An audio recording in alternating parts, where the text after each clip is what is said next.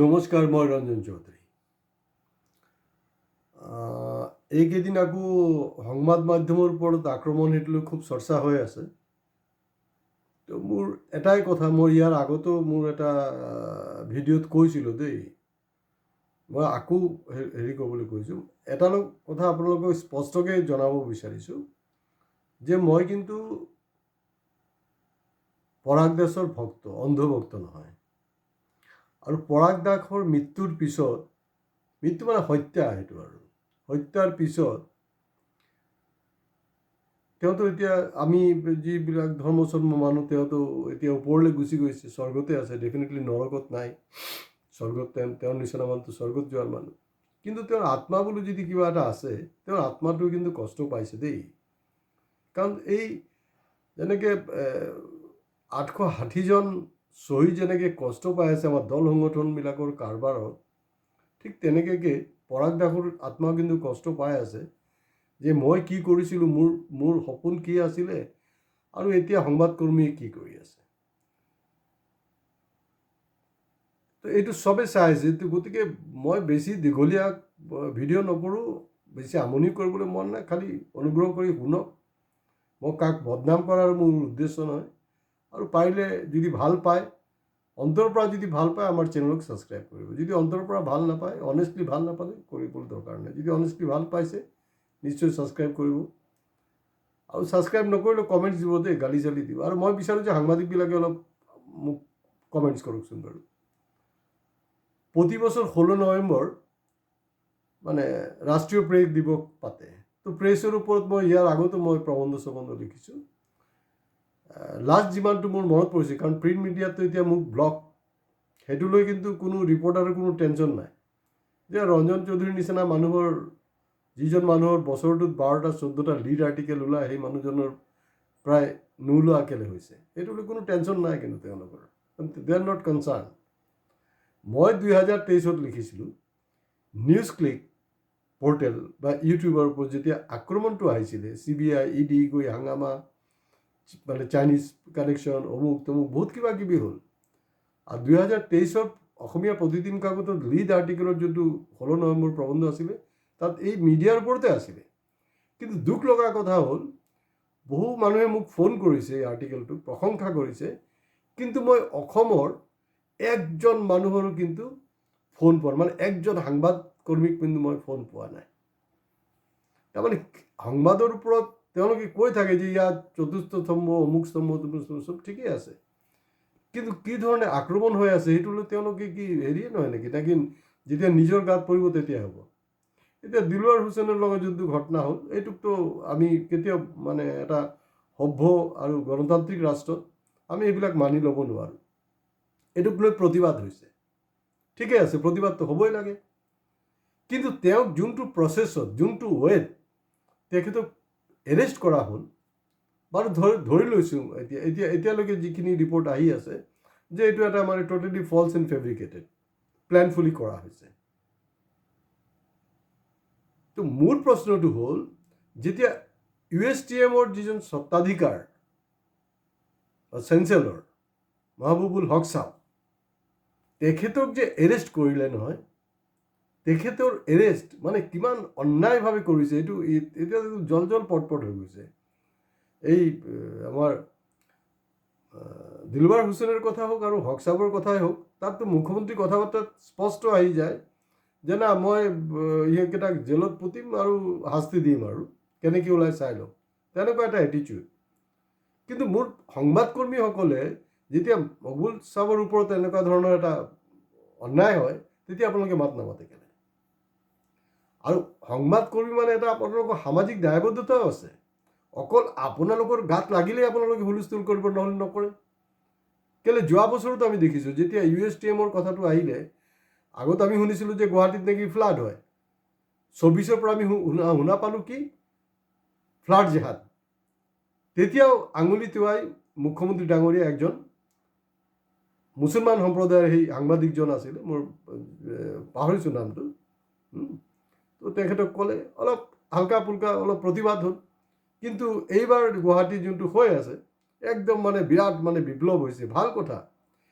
কিন্তু আপোনালোকে যেতিয়া সমাজৰ বাকী শ্ৰেণীৰ মানুহবিলাকৰ ওপৰত জুলুম হয়, অত্যাচাৰ হৈ আছে, আপোনালোকে কওকচোন বাৰু বুকুত হাত ৰাখি যে কিমানজনৰ পক্ষত আপোনালোকে থিয় দিছে, কিমান নিউজ কৰিছে। যিহেতু আপোনাৰ সংবাদকৰ্মী হোৱাৰ কাৰণে মানে কোনো হেৰি কৰিব নোৱাৰে, এইটোতো হ'ব নোৱাৰে।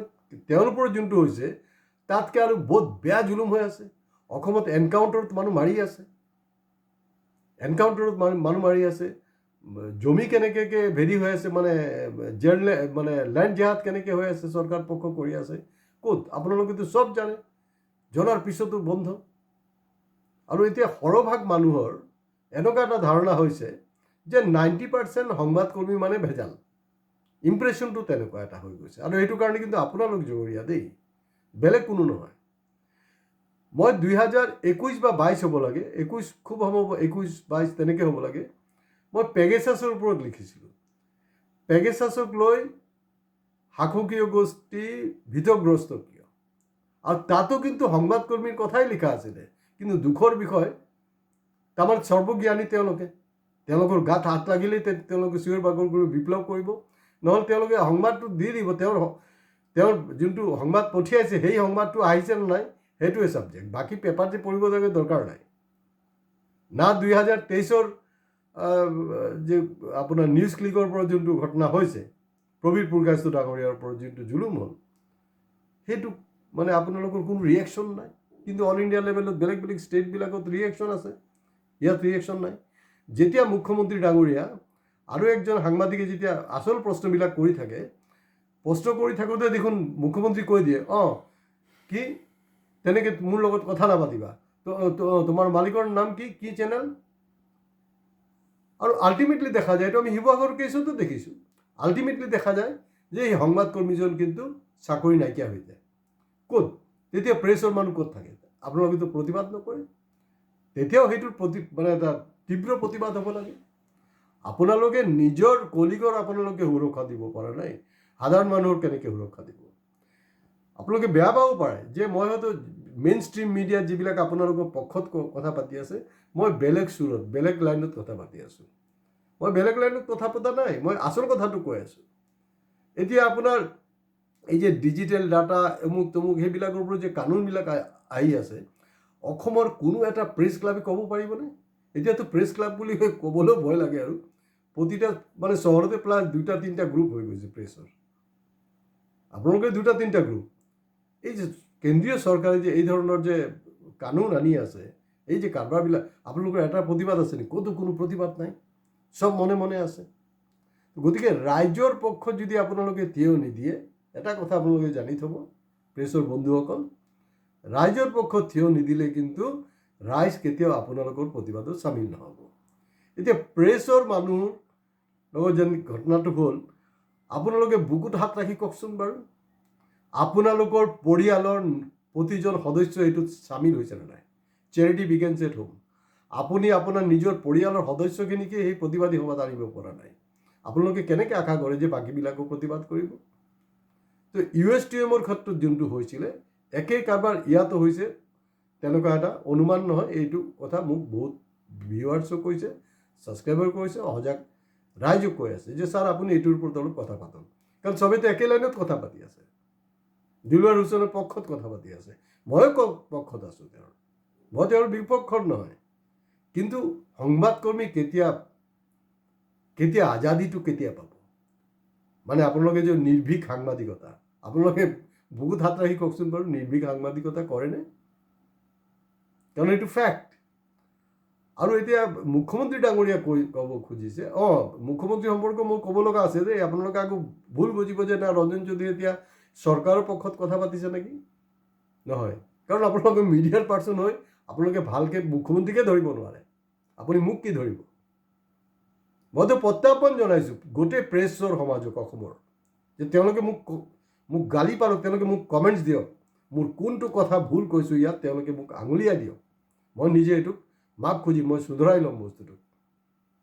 তেওঁলোকে মোক আঙুলিয়াই দিয়ক, দেখা যাব তেওঁলোকে মোৰ সেইখনো চাইনে নাই। কাৰণ যেতিয়া মই প্ৰেছৰ ওপৰত লিখোঁ, এইটো তেওঁলোকৰ পঢ়িবলৈ সময় নাই। যেতিয়া মই ইউটিউবত কথা পাতি আছোঁ, তেতিয়া চাবলৈ শুনিবলৈ নাই, কাৰণ তেওঁলোকে সৰ্বজ্ঞানী।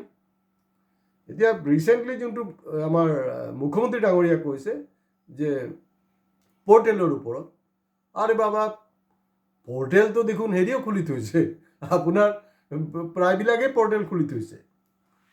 আৰু আমাৰ নৰেন্দ্ৰ মোদীৰ যোনটো চেনেল, সেইটো কি চেনেল, সেইটো কোনটো কেটাগৰীত আহিব, এইটো কি পৰ্টেলত আহিব না কি আহিব, না ছেটেলাইট চেনেল?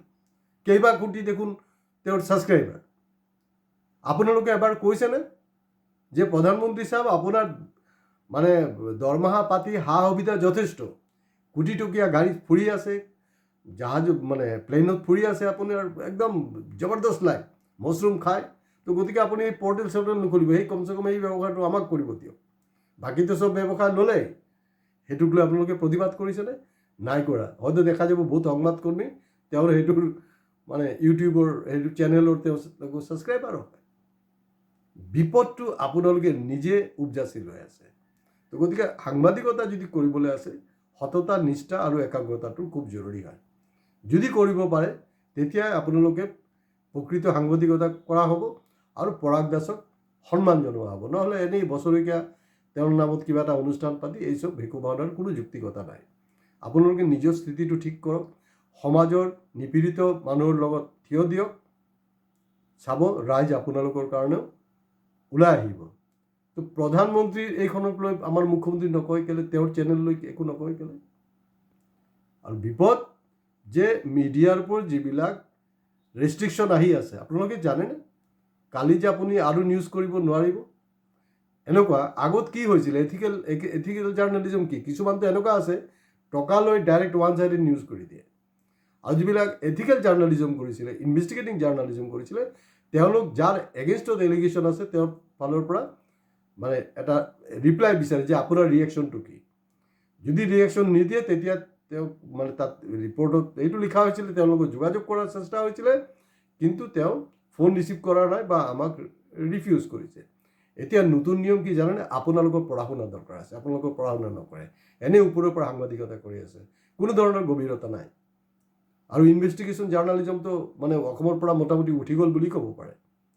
তাত ছিষ্টেমটো হ'ল যে আপুনি ধৰি লওক মুখ্যমন্ত্ৰী বা মোৰ ওপৰত কিবা এটা আপুনি লিখিবতো, মানে মোক কোট কৰি কিবা লিখিব, তাত ছিষ্টেমটো এনেকুৱা যে আপুনি মোক লগত কথা পাতিব লাগিব, কনফাৰ্ম হ'ব লাগিব। মোৰ মানে অনুমতি অবিহনে আপুনি লিখিব নোৱাৰে, মোৰ কনচেণ্ট অবিহনে আপুনি লিখিব নোৱাৰে। যদি লিখে তেতিয়া কি হ'ব জানেনে? আপোনাৰ ওপৰত 200-250 কোটি টকাটো ফাইন হ'ব আৰু it May extend up to 500 crores। আৰু আমাৰ দেশত মানে কেইজন মানুহৰ মান্থলি 20,000 টকা দৰমহা আছে কওকচোন বাৰু? আৰু মানুহবিলাক বাদেই দিয়ক, আমাৰ সাংবাদকৰ্মীৰ কেইজনৰ পে শ্লিপত সাংবাদকৰ্মী কোৱাইছে দেই, এই তাত প্ৰেছত যে কাম কৰে মানুহবিলাক সেইবিলাকক কোৱা নাই। তেওঁলোকৰ অৱস্থাটো তথাপি তেওঁলোক সংঘবদ্ধ, তেওঁলোকতো ফাইট কৰি তেওঁলোকৰ এটা দৰমহা পাতি আদায় কৰিবলৈ সক্ষম হৈছে। কিন্তু এই যে প্ৰেছৰ কাৰ্ড লৈ ফুৰি আছে, আপোনালোকে বুকুত হাত ৰাখি কওকচোন, মোৰ ইউটিউবত আপোনালোকে কমেণ্টছ কৰক যে মই ইমান টকা মই বেংকত সোমাই আছে, মোৰ মালিকে মোক পে'মেণ্ট কৰে। মই চাব লাগিব, তেতিয়া মই এই সত্যতাটো ওলাই যাব যে এই ৰাইজে যে কৈ আছে যে 90% কৰাপ্টেড, এইটো হয়নে নহয় সেইটো স্পষ্ট হৈ যাব। গতিকে আপোনালোকে সঠিক লাইনত আন্দোলন কৰক, নিশ্চয় আপোনালোকৰ বিজয় হ'ব। নমস্কাৰ, আজি ইয়াতে শেষ কৰিছোঁ। ভাল পালে চেনেল ছাবস্ক্ৰাইব কৰিব আৰু নাপালে নকৰিব, কোনো অসুবিধা নাই।